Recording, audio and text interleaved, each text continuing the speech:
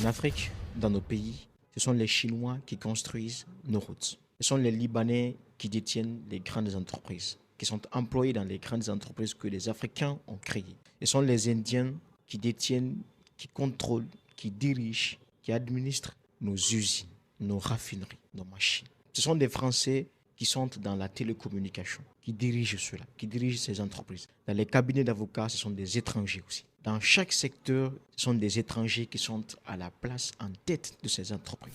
Ils sont là-bas pas parce qu'ils sont plus compétents que nous, pas parce qu'ils ne sont pas compétents. C'est parce que nous, les Africains, nationaux, on ne peut pas nous faire confiance. Nous sommes des voleurs, des menteurs, des pilleurs, des malhonnêtes.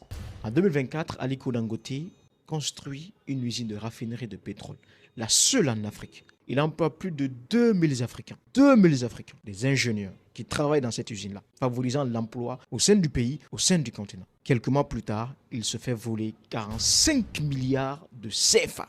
Pas millions de milliards. Ses machines sont détruites. Son usine est sabotée. Qu'est-ce qu'il fait? Il licencie ses Africains, il envoie des Indiens et regardez où se trouve aujourd'hui son entreprise. Ça en dit long sur la malhonnêteté des Africains. Patrice Talon, 2016, devient président du Bénin. Il emploie 2000 jeunes au port de Cotonou. Ces derniers sabotent le port. Il a fallu qu'il envoie des étrangers pour que le Bénin puisse moderniser son port. Il y a énormément d'exemples en Afrique qui montrent à quel point nous, les Africains, nous pouvons nous s'auto-saboter. Jusqu'à quand continuerons-nous à saboter nos propres frères? Quand tu montes un projet, c'est ton propre frère qui te sabote. C'est l'État qui refuse de te donner les dossiers qu'il faut pour que ton usine puisse prospérer. C'est ta famille qui te décourage. C'est tes employés, ton frère, ta soeur que tu as employé, ton cousin, ta cousine que tu as employé qui viennent te voler ou te piquer ton business. Le retard de l'Afrique s'explique aussi par cette crise de confiance qui s'est installée au sein de nos structures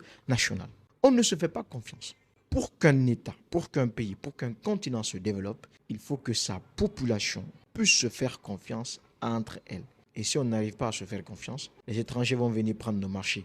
Les Chinois ont pris tout ce qui est marché en Afrique centrale. Ça ne doit plus t'étonner si tu vois que les étrangers ont pris ton emploi ou bien prennent nos postes de responsabilité ici. C'est parce que tu es malhonnête, on est malhonnête. Donc si tu veux que les choses changent, il va falloir que tu deviennes dès maintenant honnête, qu'on puisse te faire confiance. Si on ne peut pas te faire confiance, tes frères ne vont jamais t'employer. En Afrique,